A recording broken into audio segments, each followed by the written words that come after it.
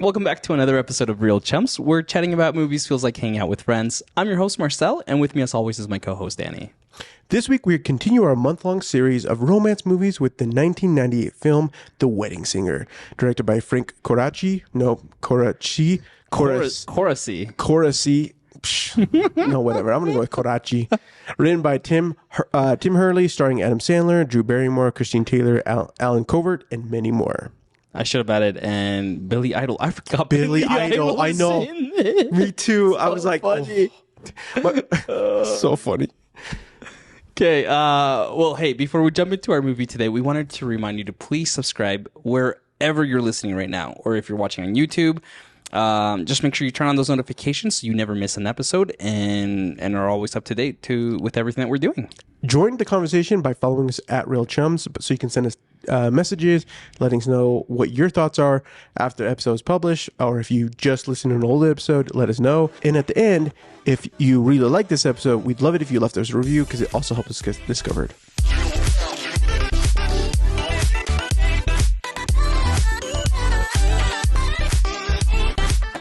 Bro, Question of the day. Question of the day. I have one. Do you have one? No, I don't have one. Give it to me. Okay. Actually, this is going to be a little bit different. We're going to do a timed question of the day. A timed question of the day? Yeah. This is my, I'm going to time you on a question. Oh my gosh, I'm going to fail. I can already tell you, I'm terrible under pressure like that. Let's do 45 seconds. 45 seconds? I was going to do 30. Oh yeah, I'm going to fail. Let's do. No, I'm going to get this. Let's do 40 seconds. Okay. Okay. All right. You have 40 seconds to answer. Name the three actresses and the respective movies with whom Adam Sandler has collaborated with the most. Ready, set, go. Okay, Drew Barrymore, In The Wedding Singer, and is it Daddy? No. Daddy. The one where he's like the dad and he's got the kid. Okay, you're on there. The second one is the when he's like a rich guy. What the freak is that movie? I'm gone. I'm done. Right. You have 10 seconds. I can't get it. Oh. Dude, let us know if you could have named that. All right. That's me. So yes, you have Adam Sandler with Drew Barrymore in The Wedding Singer, 50 First Dates. 50 First Dates. Blended? I think that's what you were talking No, about. not blended. It's not blended. It is blended. No, it's not. Yeah. Adam Sandler. And Drew Barrymore? Oh, no, and Drew Barrymore. Sorry. Yeah, sorry. I was thinking of Billy Madison's the one I was thinking of. Oh, Big Daddy, yeah. The movie Big Daddy. Have you seen that movie? Yeah. Yeah, that was the one I was thinking of. But that's not Drew Barrymore. No, that's not Drew Barrymore. That's Leslie Mann. And then you have Jennifer Aniston in in both the mystery movies. And then there's one other one. Just go with it. Just go with it? Yep. Yeah. And then the last person I was thinking, Salma Hayek, who he's done both grown-ups with. Oh, yes. I forgot about Salma Hayek. That was a good question. We should do that. We should set up some other ones like that. That's pretty solid. Okay. Let's talk The Wedding Singer. Dude, this has been a minute since I've seen this movie. It's been a long time for me. And well, let's talk about like our relationship with this movie. I remember watching this like a lot growing up. Yes. And then come like 2005, 2006, I just stopped. And I don't think I've seen it since like high school and like the mid to late 2000s. Yeah. Same. Very much similar. I was trying to think what dethroned The Wedding Singer. I don't know, but I feel like there was a movie that dethroned it, and I can't put my from like a rom-com perspective. Yeah, just like that's a good one, and went that route. Well, this came out in '98. What a unique landscape. One, like you have rom-coms are kind of the big thing, right? Yes. The '90s really is what kicked the rom-com genre into action. Yep. So like it's the hot stuff right now, rom-coms. Then also like Drew Barrymore. Oh, yes. Drew Barrymore, right? Early 90s was killing it, was Yes. a hot commodity. Yes. Mid 90s though, when she went into rehab and had her breakdown and whatnot, and we won't get into all of Drew Barrymore, but like by the age of 14, that woman had lived what like a 50-year-old lives. If you love a great documentary, Dodford on YouTube Okay. does a phenomenal breakdown on Drew Barrymore. Okay, good to know. Phenomenal. You definitely check it out. I'll leave it in the show notes. It's it's sad how she got pulled in as a child. What's it called? How do you say it? A child star? Or Yeah. child. I don't know. Anyways, and then she just kind of got consumed by everything that comes with that fame. I mean, so many people have. But it's really great to see her like in the mid to late 90s, more in late 90s, start being brought back into things, right? And this is, I feel like this is the movie that put her back into stardom. We talked about Scream, 96. Yep. She was in there. She For the first like 20 minutes. first 20 minutes leaves. There's the story behind there, right? That like she was going to have a bigger role, but she ended up going into rehab for it. So, or because of it. So then she wasn't in it. So she got that role instead. But like, I feel that Wedding Singer is the movie that like brought her back. Yeah. 98. A few years later, she stars and executive produces Charlie's Angels. She goes off to do, after this, she does Never Been Kissed. Ever After, A Cinderella Story. Have you seen that? Yep. It's a great one. It's a good one. It is a good one. I often forget about it, but when I do watch it, I'm like, this deserves more love. Yeah, no, it's good. So like I feel like, and then again in the next like 6 years she does 50 First Dates. So I do feel like this is the movie that puts her back into the limelight, and like well deserved limelight. Yes. Because she was doing things that like no one wanted to do, and like she was barely getting any gigs because of her behavior, right? So anyway, I feel like it's a perfect timing for this movie for her to just really like have the success that it had. Right. Now for Adam Sandler, this is more of like, again, that I don't know, he's known for comedies. Mm-hmm. And he's got this it's his first time coming in as like more of a serious character. Is this his first rom-com? I think I was looking through Breck. I'm pretty sure that it is. He's, you know, because like before The Wedding Singer, he had Bulletproof in 96, and then he had the Happy Gilmore, and then Billy Madison, and then Mixed Nuts in 94, and then basically the rest of that is yeah, you know, he's just in some TV shows, and then he was in like in Conehead. But it was after The Wedding Singer when he gets the Dirty Work, The Waterboy, Big Daddy, Little Nicky, and Little Nicky. So in a period of like 2 years, he gets like ton. Yeah, he really hits it. At some point, we're gonna do 8 Crazy Nights. Have you seen that movie? I haven't actually. It's kind of a wild movie, but it's like it's been a couple of years, but I've seen some things that's brought it back to my memory that I'm like, I really need to revisit that, because I think that there's some big insights into what we can learn from him. I think there's some history stuff we can look at. Mm-hmm.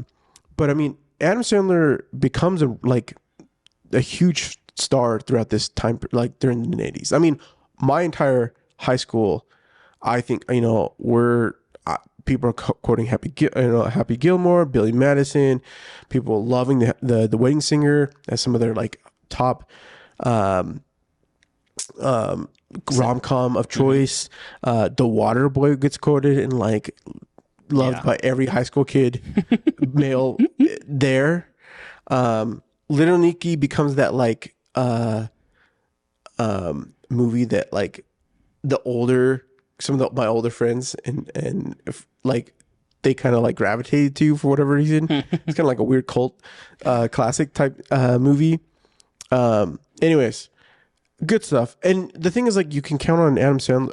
I will say this though, this movie really made me remember Adam Sandler differently. Because I think every time I think about Adam Sandler, I think about Adam Sandler as Adam Sandler in his movies. But he doesn't play Adam Sandler. This is like the least Adam Sandler movie. He's not doing like some weird like whatever, right? Like he has a scene where he breaks down after being dumped, right? And he gets aggressive like in Adam Sandler style. But it still doesn't quite feel. It just feels like an angry individual. Yeah. He's depressed. It's not Adam Sandler as Billy Madison, right? Or as Happy Gilmore, like in your face constantly, like right. yeah.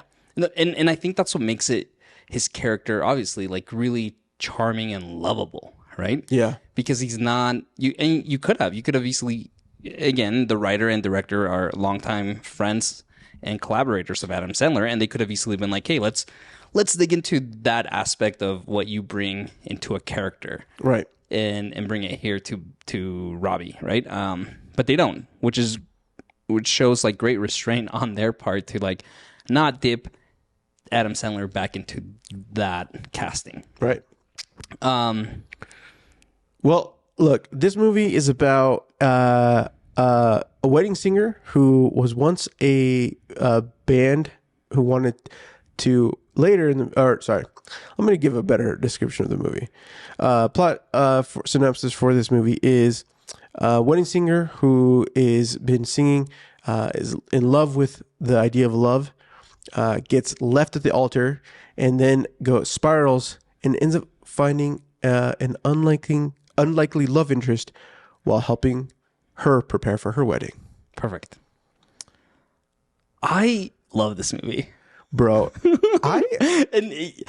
it made me, when I finished it, I was like, I want more rom-com Adam Sandler. Yeah, he's old right now, but who cares? And not for those of you that are watching, right? And those of you that are not watching, I'm doing air quotes by saying old, but like he obviously has demonstrated that he has the comedic chops, the dramatic chops as well. And I want to see him in like a more serious like romance movie. Yeah.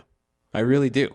Yeah. Like almost to the kin of like when George Clooney did the airplane movie with you know what I'm talking about? With Anna Kendrick. She wasn't or barely in there, right? Up in the Air. Up in the Air. Yeah. Yes. Yeah.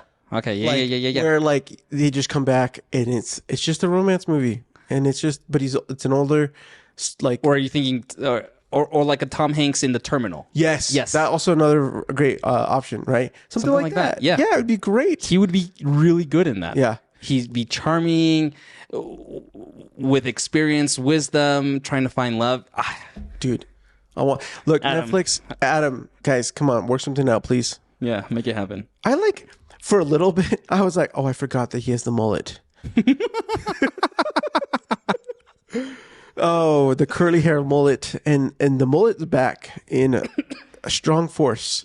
Unfortunately, we have some Gen Z being like, these millennials. Guys, look, power to you guys. You do you, all right? I'm just gonna tell you right now, as a Latino, born and raised here in the States, if I was ever caught with a mullet, I would have been beaten. Oh yeah, 100%. There's no way that that was ever a thing. No, it never crossed my mind to even want one. No. Never. No, absolutely not. No.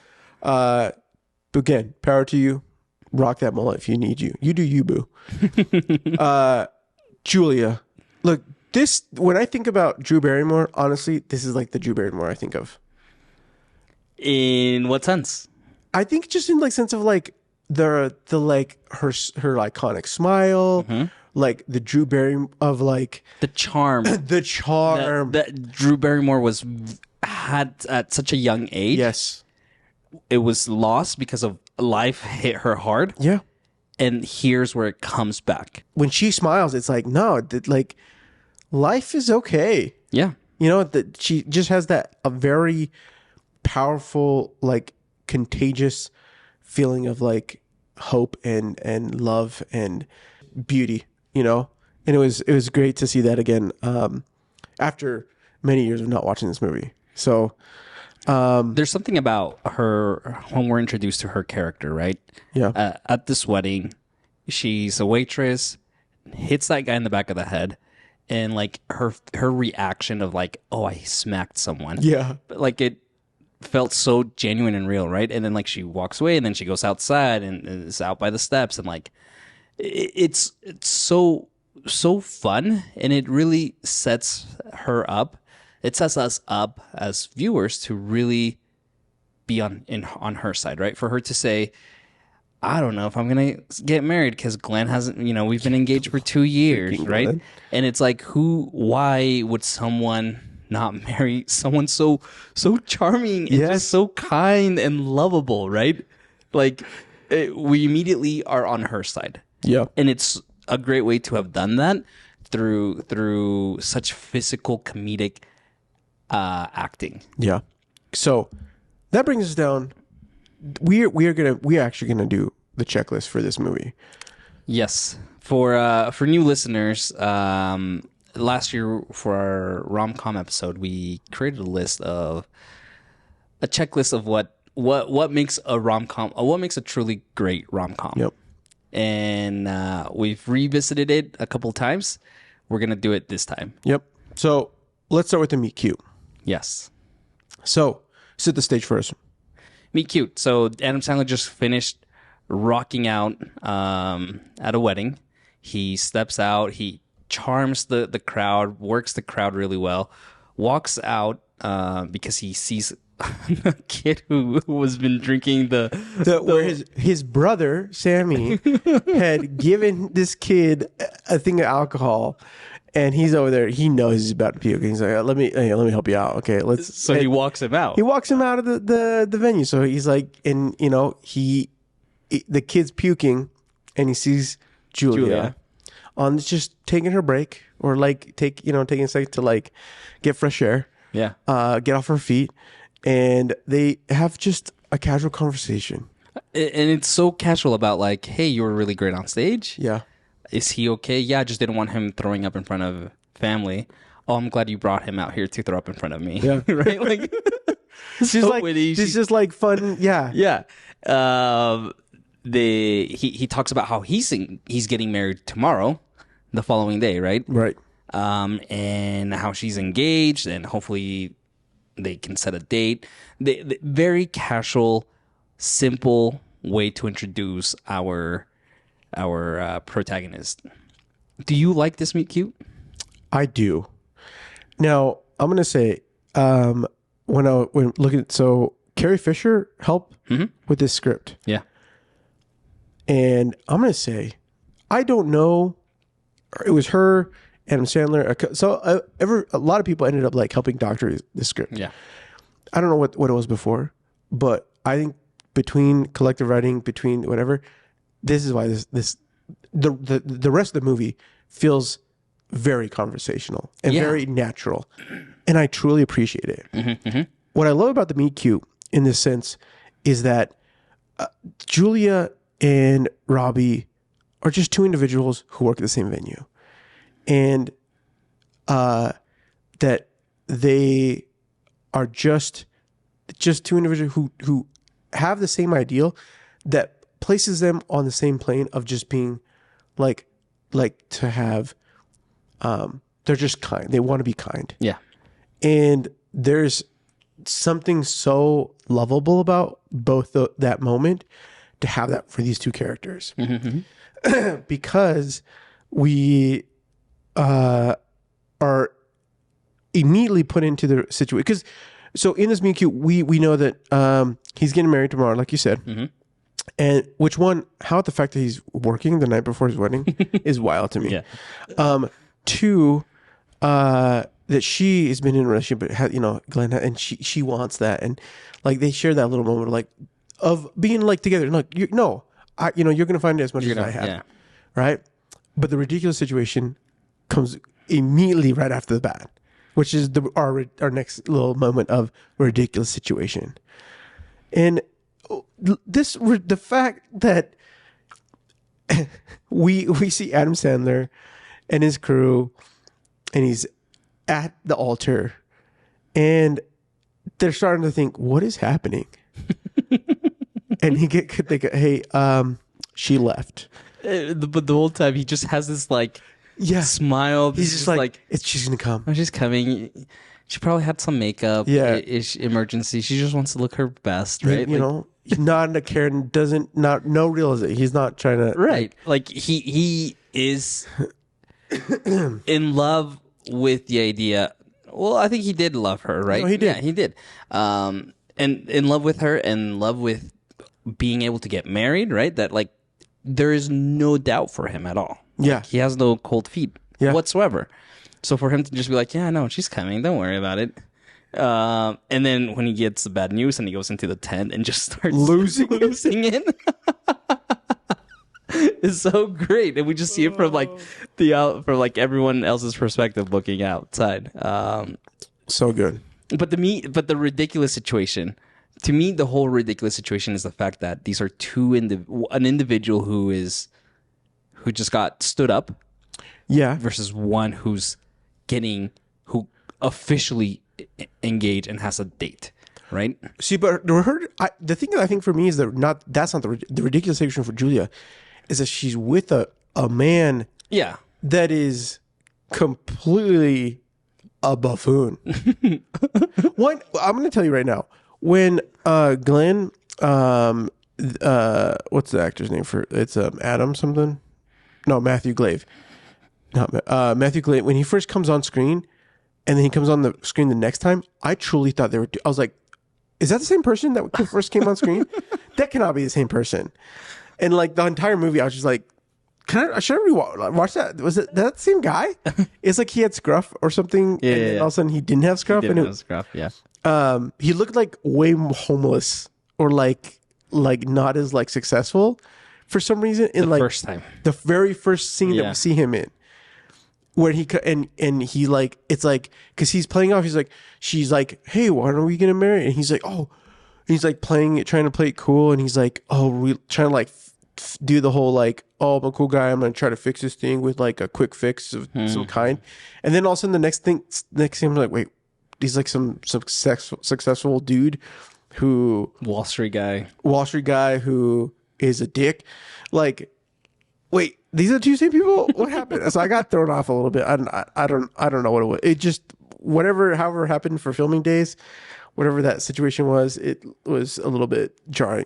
But the thing is that like full well that like this girl truly wants that, and he absolutely is just doing it for the checkbox. She moves to be closer with him, right? They've been engaged for 2 years. And sometime within the last few months, she has got up and moved out here to New Jersey to be closer to him so that she can be more present, right? He does say something around the lines later in the movie of like, I think I wrote it down. And he says something along the lines of like, yeah, like this is just the next step, right? Like, yeah. Oh, she put in her dues. She did her dues. They're in the bar. He's talking to Robbie. She's paid her dues. I owe it to her to get married. Is what he says. Yeah. Yeah. What? What? But this is like in my head canon. I'm just like, this is a side piece that was so convinced that they were having a relationship that she made the move, and he just stringing her along. And he's like, you know what? She'll be at home. I'll do work. And I'll come back for stability, and she'll just be there. And what he later says in that same scene, right? Like, oh, she liked me before I made money, so I know she'll stick around. Yeah. It's like, what? This guy. I'm Robbie. Good. I'm with Robbie. I'm like, Robbie's face is like, he's completely getting shattered. Let's talk about that scene, actually, because like, I love how he baits him, right? Oh, absolutely. That's top grade A meat right there, right? Yeah. And he's like, yeah, it is. I just want to chew on that, right? So like he's baiting him to like and again, like great, incredible acting on Adam Sandler to just like have that look of like shock and like disgust, but I can't show it to you. I have to be strategic in baiting you so that I can know more of what's going on. See, but I think like even on then, like there's this level of like Glenn is so disingenuine Yeah. with the entire thing that he doesn't even recognize how much of a like disgust he is to Robbie, because Robbie knows that this girl loves him, No matter. and yet he loves her and has been there doing these things. Mm-hmm. Yeah. And like he's like you have what I want. And it's like, you know, him baiting him to like confirm those things is just like priceless. It's so good. It's so good. And it's he has what he wants, but he not only the individual, but the trajectory of life of like yeah, you have a successful career. You have a woman who will be with you no matter what, right? Like you have not only the person, but like the whole package of everything that I wish I could have. Right. And you're taking it for granted, right? Right. Just a great, like it's a great comedic scene as well from everyone. Oh, from everybody. I mean, like with Drew, you know, she's starting, like we're starting to see that Drew's is having feelings for Robbie. Yeah. She's especially after the kiss. And we'll get to that in a little bit. But, and then we have Christine Taylor, who plays Holly, who is just swooning because she just wants that kiss. That was so glorious. Oh, she's great in that scene. Christine Taylor, dude, I forget how much she's great. She is great. I want more of Christine Taylor, honestly. Yeah, no, she's awesome in that scene. How she's like complimenting Adam Sandler, Robbie, and like, you know why I think is sexy with the fries. It's so and he's just like, what is happening right now? Oh, I like your bracelets, like these rubber bracelets, like Madonna, huh? Yeah, that's what I'm going for. I love it. It's so good. And he's like in like a suit. Yeah, like the most businessy suit in this, like him. It's like truly, it's like they both were like fish. It's like, is this a fish out of water weird movie? Like it's not, but it feels like that a little bit sometimes. Because Drew Barrymore is like the most safe. Like she's like prep schoolgirl, like girl next door. Like I'm just, you know, I'm here for like to enjoy life, to go and find what true love and like go be, you know, either a stay-at-home mom or like a you know, supportive spouse or whatever. Then you got Adam Sandler, who is a wedding singer who wants, but he just loves music. He loves helping people, and just wants to have love. Yeah, come on, it's good stuff, man. I love it so much. Let's go to our next category: the friend / sidekick. Okay, before we get into the actual friend sidekick, can we just talk? Can we talk about the Italianness of this movie? What is happening with, like, they're like, okay, guys, we need to call up every person in Hollywood that we can find that is the most Italian-looking individual that is Robbie's family. What did that, like, the uncle comes up, he's like, look, you know, me, who, you know, the brother-in-law. Oh, the brother-in-law. It's a brother-in-law. Me and your sister, because he starts talking about how we have troubles too. Okay, look, and sometimes she used to be wild. Okay, used to be crazy, and now if we have time, we go to bed, or she'll do a sexy dance, and then she'll play with my nipples. And then the payoff later for the, like, oh yeah, they have the nipple thing. Yeah, that's Frank Severo. You're right. He's in Goodfellas, The Godfather Part 2. So like you're right. I mean, did you catch that? To me, his hair though, dude, his hair. I was like, is that real hair? Is that real hair right now? I don't know. No, that's a wig, dude. That's gotta be a wig, right? Even Adam Sandler's hair was a wig. Oh, that's a wig. Hold on, the wig. Yeah, you're right though. I just was like, oh, and then like, I feel like I wanted more of the family at one point. I was kind of like, I feel like in in a previous script there was more of the family. I think so too. Like I think in some point the family was a bigger role, and there was maybe a little bit more of conflict, and Yeah. maybe there. And then they're probably like, look, we this is about these two characters. Let's focus on the two characters, which I appreciate. I do wish just like a little extra would have been just so good, but it's fine. I think we got what we needed. Okay, so the friend and sidekicks. For Julia, it's obviously Holly. Holly, yeah, her cousin. Who owns is her cousin? Is Holly own the pink house? Holly owns the pink house. The Barbie house? Yeah. All I can think about is Barbie. Dude, it's the 80s, man. I know it's the 80s. I mean, I remember when the entire wall, walls were full on pink. I mean, even that kind of bled through to like the 90s.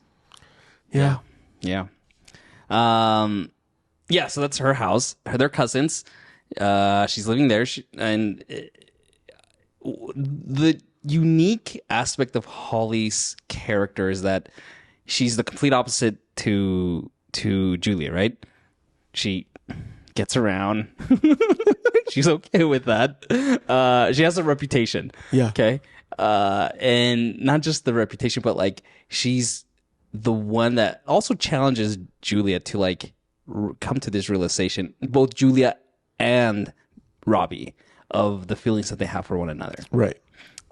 Which is really unique because a lot of times the sidekick is most of the time just leans towards the one protagonist, right? But I love the humor, the comedy that she brings into it, as well as just like constantly being in those scenes that I love the montage of where like they're going out with the cake, trying on the dresses, like they're just constantly there, and it's just great. It is. I think too many times in rom-coms you bring the sidekick or the friend very little, like in max like 3-4 scenes, right to just be the conscience to the character, to the one of the romantic leads, right, and that's it. But I feel like in this time frame, like this sidekick was stronger. We've pulled away in a lot of the more like more modern. And we need to like not do that. We bring solid sidekicks, because like you said, like the fact that like it just felt natural for her to see, like it was like the fact that she even proposes that they should kiss is just like a wonderful sidekick quality. Of course, and the fact that she picks up on it because he drops off the jacket, right? Yeah. The camera like zooms in on her, like giving this like side eye. I'm like, okay, there's something going on here. Why don't you guys kiss, right? Let's try it out. Yeah, because they're like, how much tongue is too much tongue? Yeah, church tongue. Church tongue. I think that was going to be my question of the day for today. It's like, hey Marcel, how much tongue is too much tongue on your wedding day? You need church tongue. But yeah, like what a strong character. And then over on Robbie's side, you have what's his name, Sammy, right, the limo driver, who his cousin or brother? Nah, just the buddy of his, right? Okay, yeah. I love the limo test scene. Dude, he's really going for it. He really wants this. Are there any other limos? No, absolutely not. No. He's the only one. So he's the only person that we're going to be hiring. Yeah. Then why are we doing that? Just because. It's just like, I love it. He's like, you know, two codes. That could have been two wedding guests of hers. So good. I love it so much. Zemi is interesting in the sense that he obviously also opposite to Robbie, single life, supposedly a ladies' man, alleged, but then opens up at the very end, right? He becomes vulnerable, and bro, the red jacket, Michael Jackson jacket, the Michael Jackson, from what music video was that from? Thriller? No. Thriller, bad. Thriller. I think it's Thriller. Can I just tell you that jacket I was obsessed with? Dude, who wasn't obsessed with that jacket? For the longest time. To the point where in the early 2000s, mid 2000s, right? Did you get one? Nah. I looked everywhere. This is peak eBay time, and I would have like an eBay alert of whenever someone would list one, and I just couldn't find one my right size. Again, not, didn't have that much money, so I would like be like, okay, it has to be within this budget, this size, and I looked so hard for it, and I was never able to get one, and I haven't looked for one in a long time. Dude, I'm not gonna lie. I bet I could find one, You probably could find one.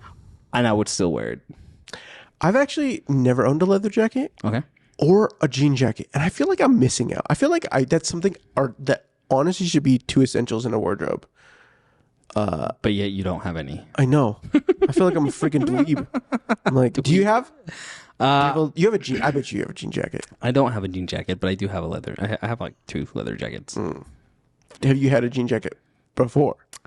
I want to say yes in high school during like my Abercrombie and Fitch phase. Oh, the Abercrombie and Fitch phase. Oh, I'm pretty sure that I had went one. hard. I'm pretty sure I had one then. Dude, I hated Abercrombie and Fitch. Did you see the? Yeah. Yeah.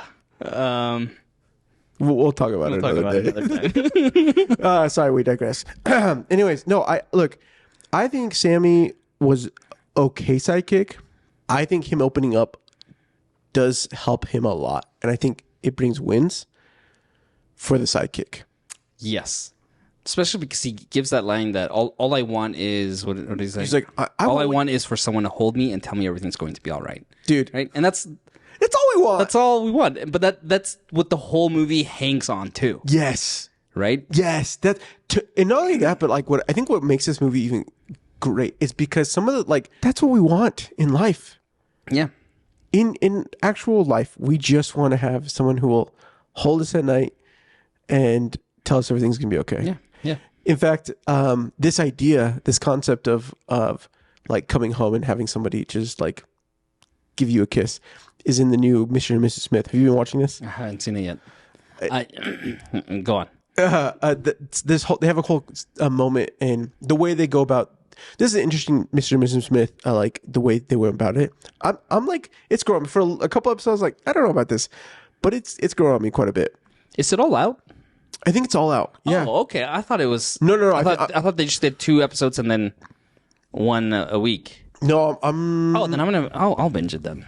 Yeah, I'm on 4. Okay. I think there's only 8 episodes. Oh, great. Yeah. Maybe we should. But anyways, I've been enjoying it. And there's a moment in where John tells Jane that because you want me to give you some premise? Sure. So they take a job, and they're married. Yeah. And so she's like, look, I'm gonna tell you, I'm not in this for the sexual or for the romantic aspect of this. I'm just here for the job. And then later in the next episode, they try to set some ground rules. And John's character says, well, it'd be kind of nice to come home and be able to get a kiss and make it feel like everything was okay. And it's just that simple idea. If you come home and you have somebody there that's there and that will hug you and give you a kiss or whatever, and you just know that it's gonna be all right. Yeah. And I think it's crucial for Robbie's character to hear that. Yes. Because, right, he feels inadequate because he's just quote unquote a wedding singer, right? Because he didn't have the successful rock career that he wanted. He's still living in his sister's basement. Yes, granted, yeah, you should probably make the changes in life to improve that. But he's at the worst of his life right now, right? And so for him to have that validation of yeah, that's really all I want. And I'm hearing it from the guy who allegedly is a ladies' man, and I assumed was the happiest man in the world because he had a girl every night, a different girl every night. So it's so crucial to have had that come from Sammy. Yes. Versus I think it wouldn't have landed well if it came from, I don't know, from his sister or even from the uncle. The uncle. Or even from Holly, right? Right. I think it lands. They could have almost set it up for Holly after they went on their date, and he kind of talks about how he has feelings for Julia. It could have been really great. No, that Holly helps him to solidify. Like, Yeah. oh my gosh, you like You Holly, you like and giving him Juliet, some sort of like a pep talk there. yeah.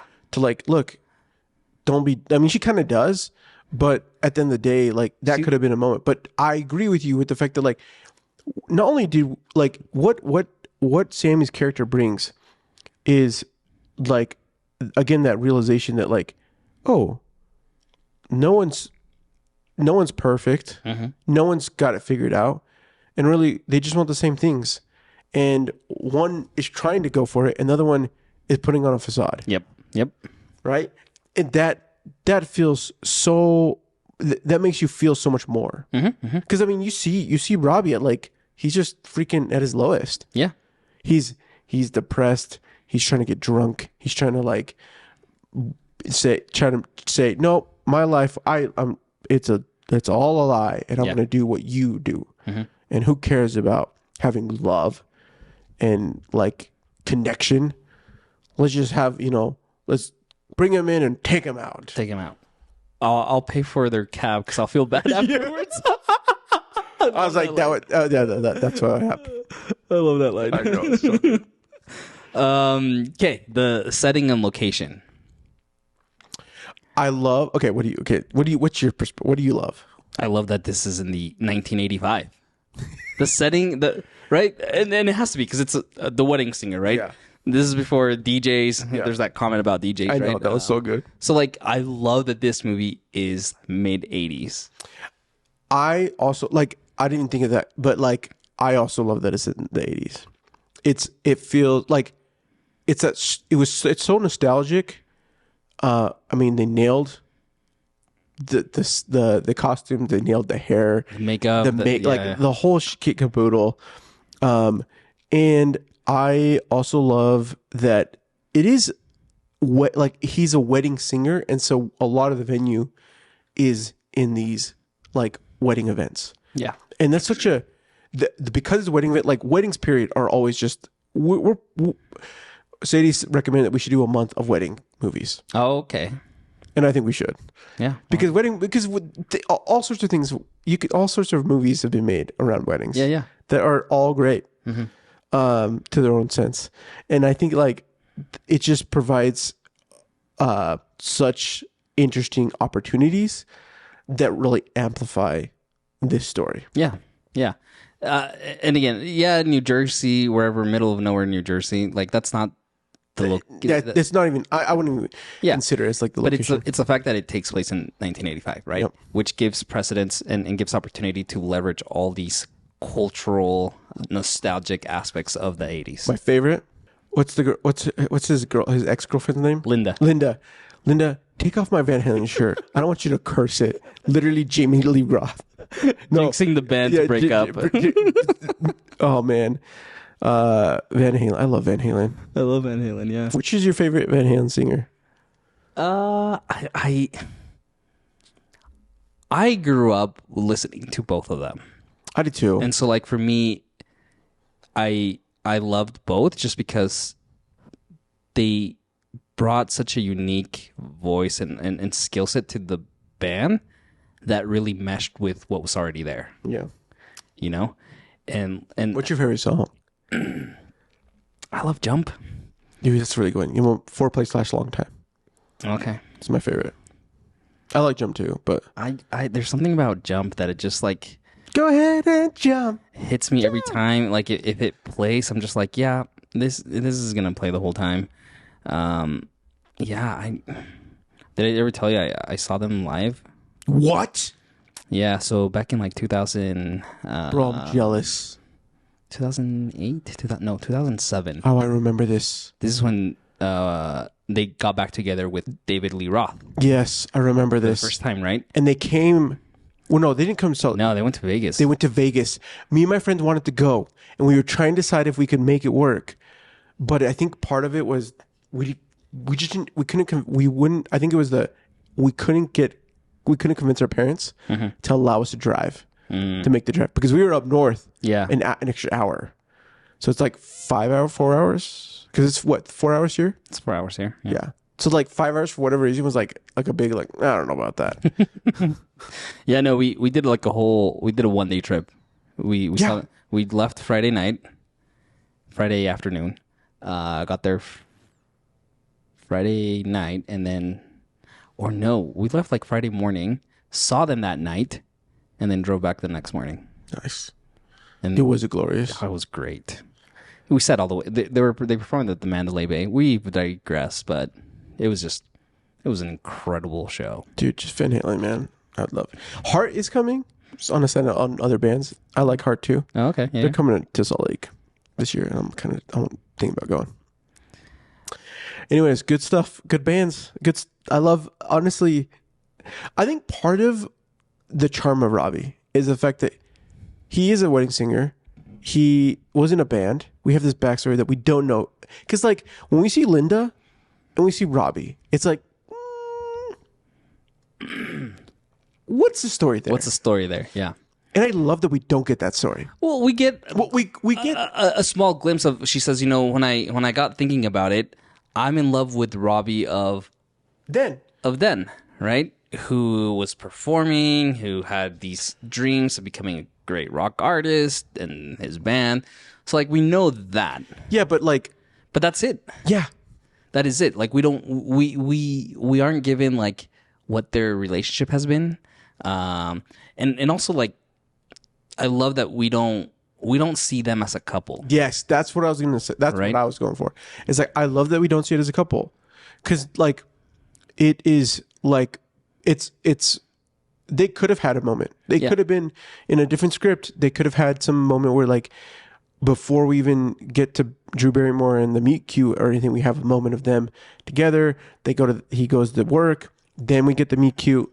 And then she completely bails on the wedding. Yeah. And I love that we don't even get her No. Yeah. at the wedding. Right. Genius. It's great that that's how we're presented to her. Yeah, I love that decision there. Let's talk about the chemistry between the leads. Bro. I mean, Legendary. yeah, it's great. It's freaking good. She's so charming. She's great. She's funny. Robbie's character just meshes really well with her. Yeah.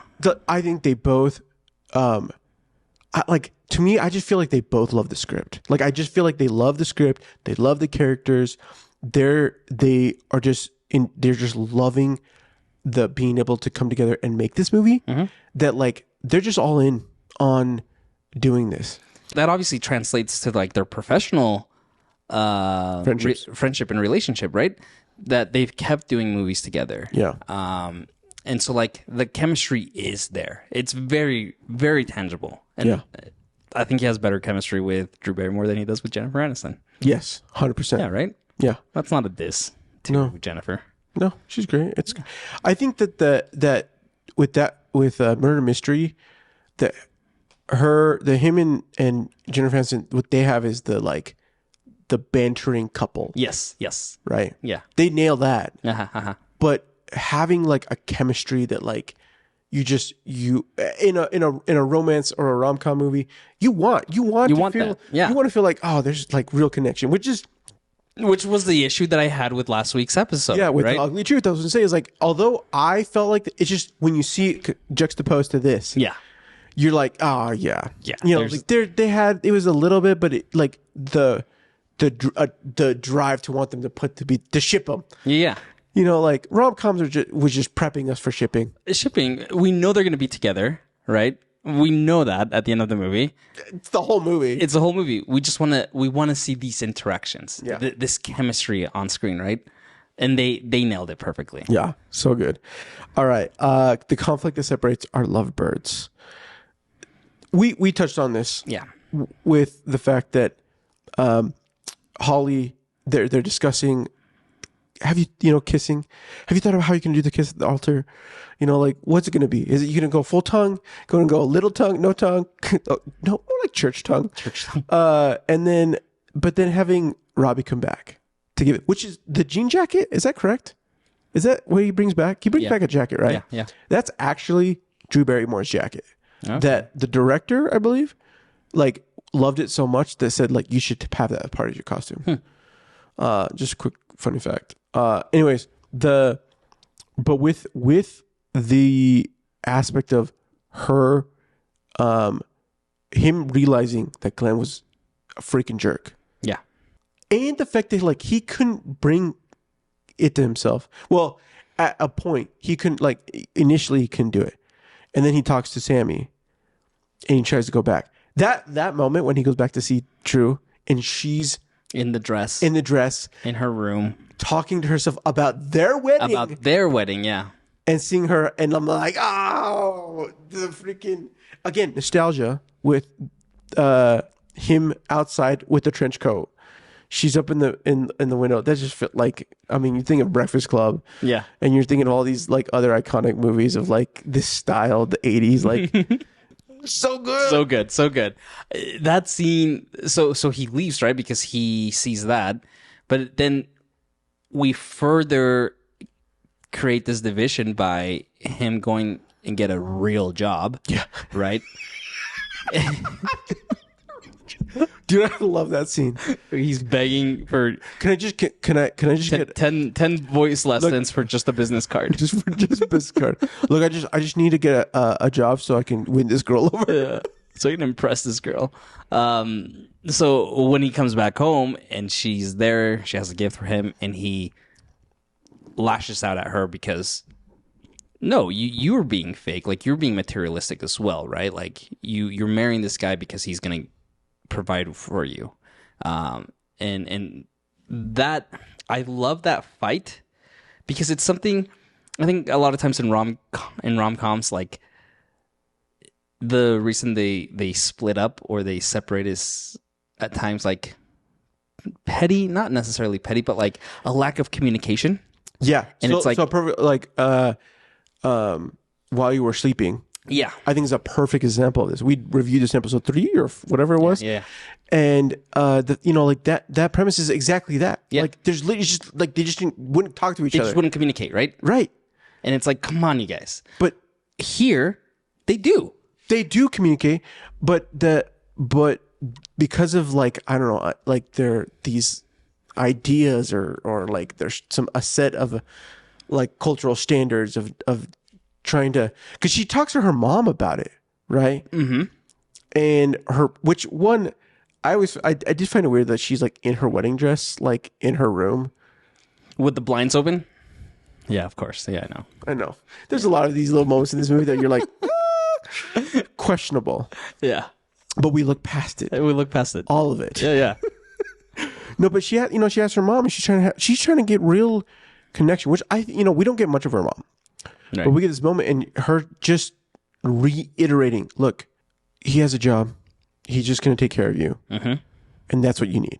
That's what you need. That's what this, like, for a generation that it was. Like, marriage was like, you may not find love, but if you find a guy who will take care of you, that's good enough. That's good enough. Right? So I love that. I love that fight that they have because it is raw and it's sincere and it's genuine for these two characters, right? Yep. And then we talked about it, right? Furthering that divide more is when she goes to see him, and Linda's there with the Van Halen shirt. Freaking Linda. He's occupied. He's in the shower. Oh my gosh. Freaking Linda. Okay. Grand gesture.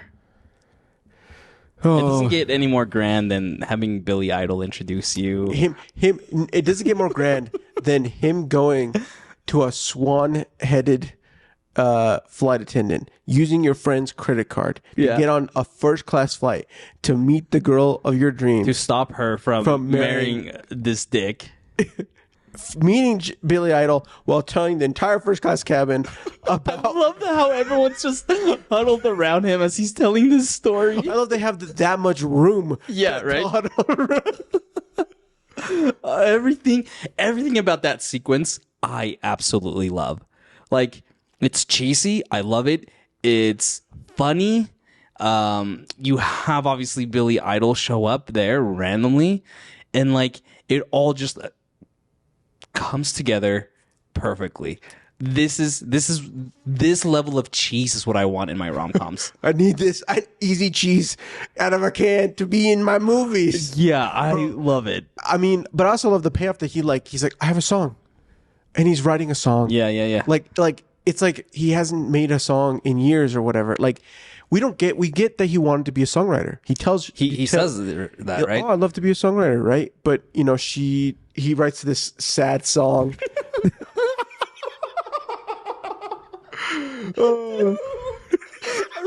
Watching it this time, I had a flashback of the first time I watched this movie and how hard we laughed, my brothers and I, when we saw him for the first time singing that song. It's so funny. It's so funny. I love how like he's just so mad. I was listening to The Cure when I was writing this, so there's some influences there.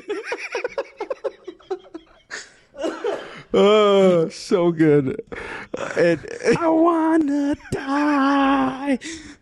He just screams, put a bullet through my head. I know. So which is just a better payoff because it's like she is his muse. Yeah. Right? He gets his opinion for the song for her, right? I also love that Drew Barrymore's character in this, her separation is that she's gonna go do a shotgun wedding. Yeah. After a day before her actual wedding. Good eye roll. If you're not watching this, Marcel did the biggest eye roll right now. Just though I had to like brace myself a little bit just to like but like, and then her like having those moments with hey, can I sit by the window? Oh yeah. And he's like, no, like every time the tree car comes by, he hits me in the elbow. Freaking Glenn. and so like, hey, look, well, how about this? When we get close to Vegas, I'll let you lean over. Freaking Glenn. Gosh. I bet you his middle name is Eugene. I was sorry to tell you off camera about Eugene with middle names. Oh, I can't wait. No, look, it just truly. This is the aha epiphany that we need for rom-coms to go into S tier status. Yeah. Rom-com movies. And his song that he sings, I Want to Grow Old with You, it's short. Sorry, Grand Gesture, yes. But it's short, it's sweet, it's cute, it's funny. Everyone, I love how the whole cabin just like gets on his side and like pushes Glenn into the bathroom. It is perfect. It is. It really is. It really. It's you got a cherry on top of like he's about to go in for the kiss, and Billy was like, "Look, your song's pretty great. I can talk to some people and make things happen." And he's like, "Dude, I don't even care about singing. Like it's like he just wants love." Yeah, he just wants that kiss, right? And I just so good. Oh, okay. We got to talk about soundtrack. That's the last. Oh, it's a given. It's great. I mean, you have songs from the Cars, Spandau Ballet, True. You can't ever go wrong with that. You Spin Me Round like a record, right? Oh, dude. I Just Can't Get Enough by Depeche Mode. Like this is again. Not only are perfect 80s soundtrack. Yeah, not only is it perfect, but it's like a lot of the songs are like song as a cover. Mm-hmm. And like, what's the guy on the piano? George. Dude, George. George is my favorite. I completely forgot that George like busts out a trombone. No, he busts out a clarinet. He's on the keys first. Then he pulls out the clarinet, and then he pulls out the trombone, and then oh my gosh! And then him singing the same song. The same song. He just knows the one song. Hey Robbie, I think you need to get back in there. People are they're about to lose it. I forgot he repeats a song. George is great. George is phenomenal. George is awesome. So freaking good. Okay. I love this movie. Two takeaways I get out of this movie. One, I need to watch it more often. I agree. There's one thing I wanted to mention before we wrap up. Yes. There was a couple times where I almost felt, I was like, what if Jack Black had done this movie? It wouldn't have landed.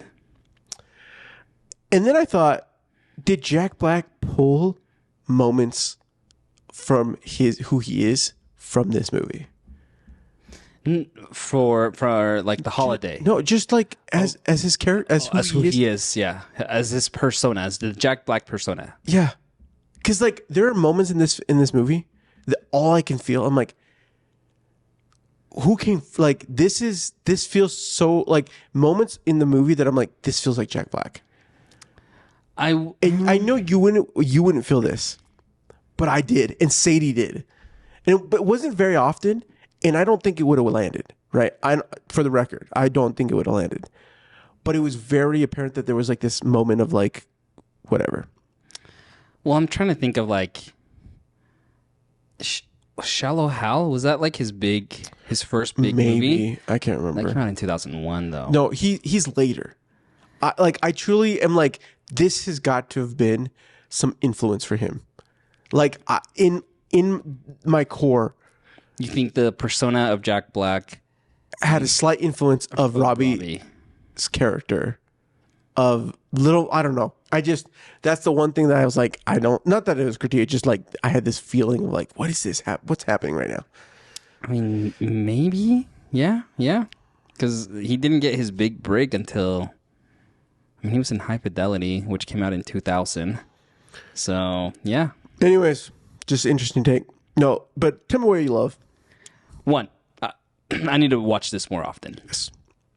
Adam Sandler, Drew Barrymore, just chef's kiss. Perfection. And second, I do want more Adam Sandler, like we mentioned, like in more like romance movies. Yeah. Like more like these actual mature, a mature story about love. Yeah.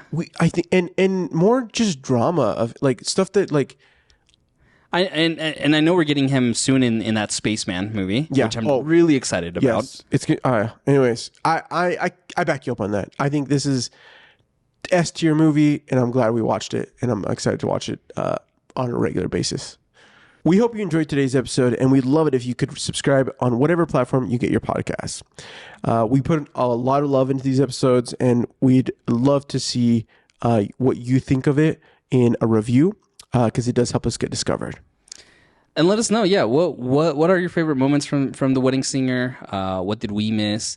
You can always, again, reach us on all of our socials at Real Chums, or feel free to email us at your@realchums.com. You can find us on Twitter. You can find myself at Marstrosity, MARCTROSITY. You can find me on social at Rubio_TV or Rubio.tv. Join us next week as we continue our month-long reviewing of rom-coms and romance movies. Another rom-com, which is The Proposal. I love this movie. I'm excited to compare it to this one. Like, just like the ones we have watched. Yeah. I'm excited to compare this to last week's Ugly Truth because these came out the same year. Yeah. That's going to be it. So stay tuned. Go watch it and see us next week. Later.